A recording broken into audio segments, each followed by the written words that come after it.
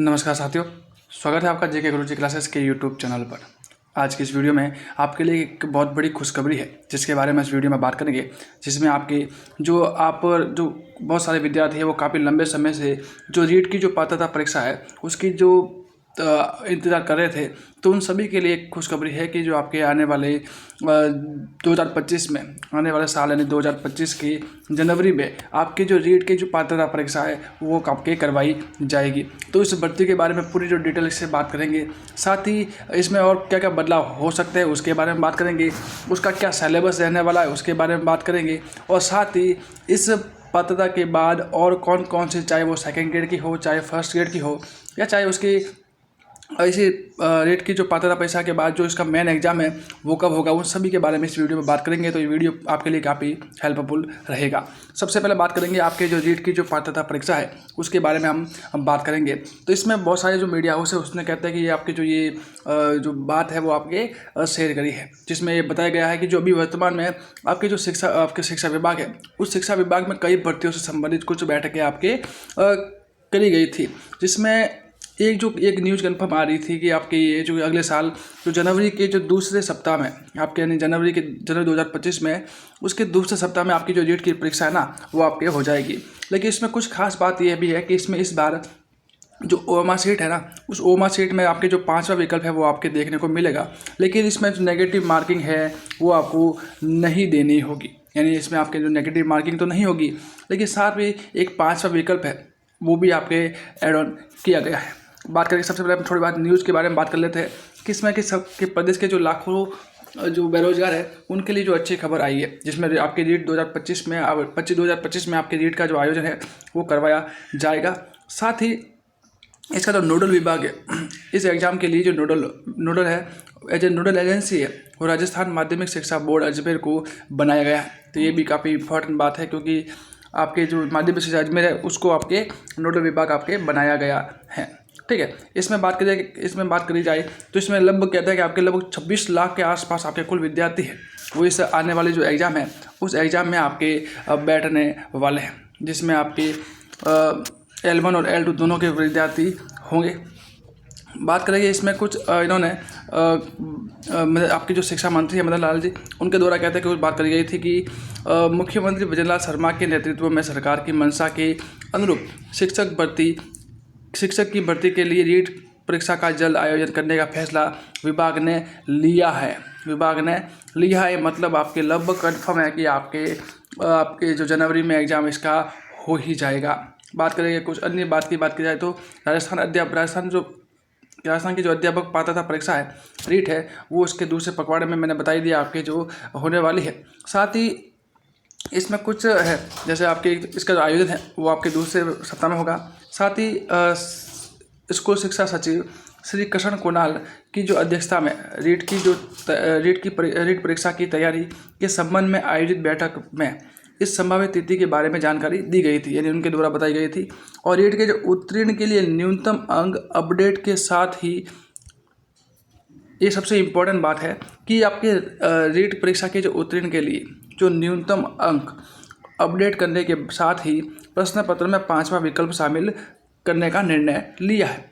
मतलब ये कह रहे हैं कि आपके जो रीट की जो पात्रता परीक्षा है उसमें जो न्यूनतम मार्क्स है, जो पूर्व में आपको पता था कि जब जिन्होंने पिछला एग्ज़ाम दिया है या फिर जिन्होंने पिछला एग्ज़ाम के बारे में कुछ नॉलेज आपकी जानकारी इकट्ठा करी है तो उनको सबको पता है कि जो रीट में जो पिछला एग्ज़ाम में जो न्यूनतम जो आपके पासिंग मार्क्स थे वो आपके 60% थे। लेकिन अब ये कह रहे हैं कि इसमें कुछ ना कुछ आपके अपडेट है वो किया जा रहा है। तो ऐसा तो नहीं है कि इस 60% को बढ़ाकर अब 70% कर दिया जाए, ऐसा नहीं होगा। लेकिन ये अपडेट करने का मतलब ये हो सकता है कि जो 60% का जो क्राइटेरिया है उसको कम करके और भी कम परसेंटेज में आपकी जो पात्रता परीक्षा है वो करवाई जाएगी। यानी जब पिछली बार 60% लाने पर कोई विद्यार्थी इस रीट पात्रता परीक्षा के लिए जो आपके मेंस के लिए जो आपके ये पात्र माना जाएगा, ठीक उसी प्रकार से आपकी बार हो सकता है कि इस बार CET की तरह इसमें भी आपकी जो 40% का नियम ले आए और इसमें ये कह दिया जाए कि आपकी बार रीट पात्रता परीक्षा में आपको 60 ना लाकर 40% या फिर 50% या फिर 55% लाकर आपको इस लाएंगे तो आप इस रीट की जो पात्रता परीक्षा है वो आप इसमें पास हो जाएंगे। लेकिन ऐसा कतई नहीं होगा कि इसमें लिखा हुआ अंक अपडेट करना, तो अंक अपडेट का मतलब ये नहीं होता है कि 60 का 70 कर दिया जाए, क्योंकि आपको पता है कि पिछली बार बहुत सारे विद्यार्थी ऐसे थे जिन्होंने आपके रीट की जो पात्रता परीक्षा पास करी थी, लेकिन अब ऐसा थोड़ी होगा कि उनके लिए कि उन्होंने 60% में पास करी और आपके लिए 70% कर दे, ऐसा हरगिज़ नहीं होगा। लेकिन साथ इसमें एक बात और इम्पोर्टेंट है, इसमें ये बात मैं बताना चाह रहा हूँ कि बहुत सारे ऐसे विद्यार्थी हैं जिन्होंने पूर्व में जो रीट की पात्रता परीक्षा है वो पास कर ली थी। अब वो आपके ये सोच रहे हैं कि इस बार आपके जो एग्ज़ाम है वो आपके दे या नहीं दे, या सीधा मेंस का एग्ज़ाम देने की बात करें तो वास्तविक रूप से देखा जाए ना, तो आपके हर विद्यार्थी को, चाहे उसने रीट की जो पात्रता परीक्षा पास करी है उसको भी एग्ज़ाम देना चाहिए, जिन्होंने पास नहीं करी है उसको तो बिल्कुल देनी चाहिए। अब कारण ये होता है कि सरकार की कई बार ऐसे मंशा चेंज हो जाती है, और मंशा चेंज होने की वजह से वो क्या करते हैं कि कई बार इसकी जो आपके जो मेंस में, क्योंकि आपको पता है कि जो ये थर्ड ग्रेड है ना, एक प्रकार से प्रयोगशाला है, और इसमें हो सकता है कि कई बार आने वाले अब की नहीं करे तो अगली बार आने वाले 3-4 सालों के बाद भी कर ले, या आने वाले 2 साल के बाद ही कर ले। वो कर सकता है कि आपकी जो रीट की जो पात्रता परीक्षा है, व्यक्ति ने जितने नंबर लाए उसका वेटेज बढ़ा दे। यानी मान लो कि पूर्व में आपको पता है कि 70-30 का रेशियो चलता था, वर्तमान में अब क्या पता 90-10 का कर दे, कि आपके जो 10% है वो रीट की पात्रता परीक्षा से जुड़ेंगे, 90% इससे जुड़ेंगे, या फिर कुछ बाद में और भी कुछ क्राइटेरिया बढ़ा दे। तो सभी के लिए आपको तैयार रहना है, और इन सभी को तैयार रहने के लिए जिसने भी पात्रता परीक्षा पास करी है और जिसने नहीं करी है, इन दोनों को एग्ज़ाम देना सबसे ज़रूरी होता है। ठीक है, साथ ही हम ये भी बात कर लेते हैं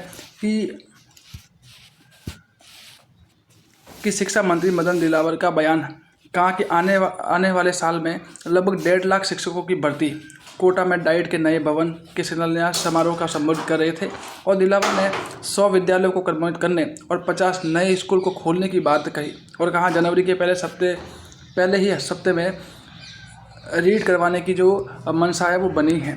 ठीक है, तो मतलब इसमें 2 लाइनें इंपॉर्टेंट हैं। इसमें ये कह रहा है, एक तो ये जनवरी के जो पहले सप्ताह में रीड का एग्जाम, दूसरा सबसे इम्पोर्टेंट है कि आने वाले सालों में 1.5 लाख शिक्षक भर्ती होगी। इसके बारे में हम आगे बात करेंगे, तो आप थोड़ा सा रुकिए। सबसे पहले अब इसके सिलेबस के बारे में बात कर लेते हैं। तो जो रीट की भर्ती है उसका जो अगर सामान्य रूप से यानी मोटे रूप से सिलेबस देखा जाए तो आपको सिलेबस के बारे में ध्यान होना चाहिए, जिसमें हमने इसमें अपने जो प्री और मेंस दोनों के सिलेबस के बारे में बात करेंगे, लेवल 1 और लेवल 2 दोनों के बारे में। सबसे पहले बात करेंगे हम आपके जो आपके रीट प्री है उसके बारे में। ये जो सिलेबस है वो आपके पिछले वर्ष का सिलेबस है।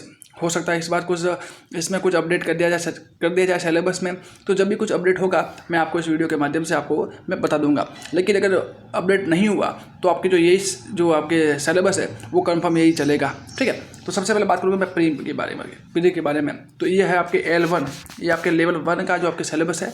तो बात करूँ कि आपके रीट प्री है ना, वो आपके 150 मार्क्स की होती है। उस 150 मार्क्स में आपके जो बाल मनोविज्ञान है वो आपके 30 नंबर की आती है। उसके बाद आपको 2 भाषा चुननी होती है, जिसमें आपकी भाषा प्रथम और भाषा द्वितीय, दोनों भाषा अलग अलग होती है। दोनों भाषा कभी भी आप सेम जो चुनाव है वो नहीं कर सकते, और हर एक भाषा है वो 30-30 नंबर की आपको देखने को मिलती है। उसके बाद आपके जो गणित है वो आपके 30 नंबर की आती है, और पर्यावरण अध्ययन है वो भी आपके 30 नंबर की आती है।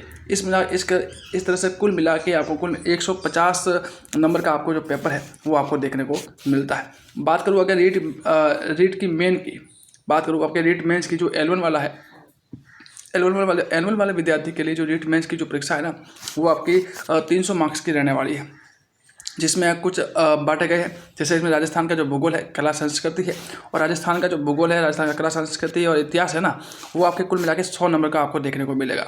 इसके अलावा राजस्थान का जो सामान्य ज्ञान है, जिसमें आपके शैक्षणिक परिदृश्य है और निःशुल्क और अनिवार्य बाल शिक्षा अधिनियम है, और साथ ही जो करंट के जो आपके टॉपिक है वो सारे मिला के आपके 80 नंबर के आपके जो देखने को मिलेंगे। इसके अलावा जो विद्यालय विषय यानी आपके L1 में जो विद्यालय विषय चलते हैं उसके लिए आपके जो कुल मिला के 50 मार्क्स के जो प्रश्न है वो आपको देखने को मिलेंगे। इसके अलावा जो शैक्षणिक रीति यानी कि जो आपकी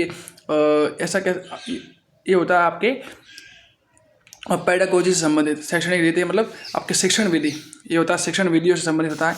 तो आपके ये 40 मार्क्स की होती है। और आपके कहते हैं कि अगला है कि शैक्षणिक मनोविज्ञान है, साइकोलॉजी है, वो आपको 20 नंबर की देखने को मिलेगी। और एक ITC यानी कि सूचना तकनीकी यानी कि कंप्यूटर या फिर साइबर से जुड़ी हुई जो बातें हैं वो आपके 10 नंबर की आपको देखने को मिलेगी। या ऐसे ठीक है। तो ये सारी जो मोटे मोटे रूप से होती है, जिसमें आपकी जो प्री है ना उसमें 150 मार्क्स का प्रश्न है, मार्क्स का पेपर है और 150 ही प्रश्न देखने को मिलते हैं। जबकि आपके रीट मेंस है ना वो आप उसमें आपके 150 क्वेश्चंस है और 300 मार्क्स है, वो उसमें आपके 300 मार्क्स का पेपर है वो आपको देखने को मिलता है। अगर नेक्स्ट बात करूँ मैं अगर आपके L2 की, तो L2 में आपके कुछ इसी तरह का सिलेबस आपके रहने वाला है, जिसमें इसमें भी आपकी जो प्री है उसमें आपके 150 मार्क्स का आपके जो पूल वाला के प्री है पेपर है वो होगा, जिसमें बाल मनोविज्ञान है वो 30 नंबर का होगा। इसके अलावा जो 2 भाषा वापस आपको इसमें भी चूज करनी पड़ेगी, जिसमें आपकी एक तो 30 मार्क्स की भाषा प्रथम और 30 मार्क्स की भाषा द्वितीय आपके रहने वाली है। फिर अगला आता है फिर विद्यालय विषय। विद्यालय विषय में 2 तरह के इसमें विद्यार्थी आपके बैठते हैं। एक तो आपके SST वाला विद्यार्थी बैठता है और एक आपके जो गणित विज्ञान वाला विद्यार्थी है वो आपके होता है।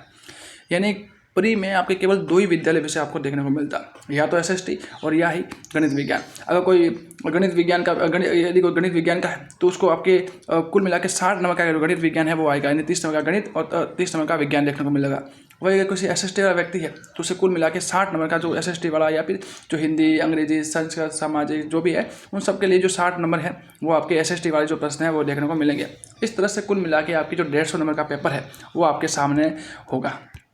वही बात करूँ मैं आपके L2 में जो मेंस एग्ज़ाम है, उस मेंस एग्ज़ाम की बात करूँ तो आपके इसमें ये भी आपके 300 मार्क्स का रहने वाला है, लेकिन इसमें थोड़ा सा बदलाव आपको देखने को मिलता है। इसमें क्योंकि इसमें केवल नंबर का जो वेटेज है ना वो देखने को अलग अलग देखने को मिलता है प्री आपके L1 में और L2 में। तो इसमें राजस्थान का भूगोल, इतिहास और संस्कृति है वो आपके 80 नंबर की आती है।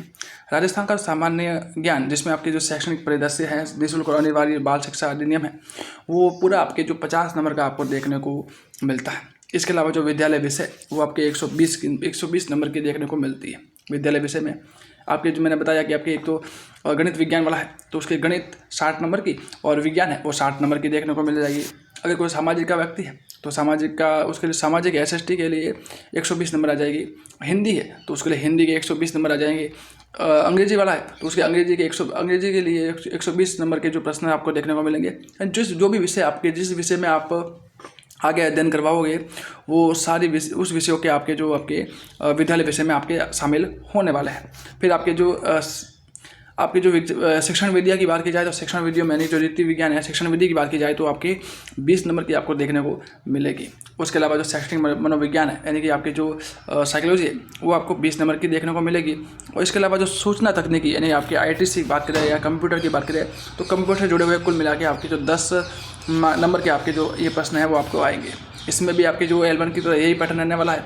इसमें भी आपके जो 150 नंबर के होंगे और 150 क्वेश्चंस देखने को मिलेंगे। जबकि मेंस में आपके 300 नंबर है वो आपके का पेपर होगा और आपके 150 है वो आपके प्रश्न है वो इसमें देखने को मिलेंगे।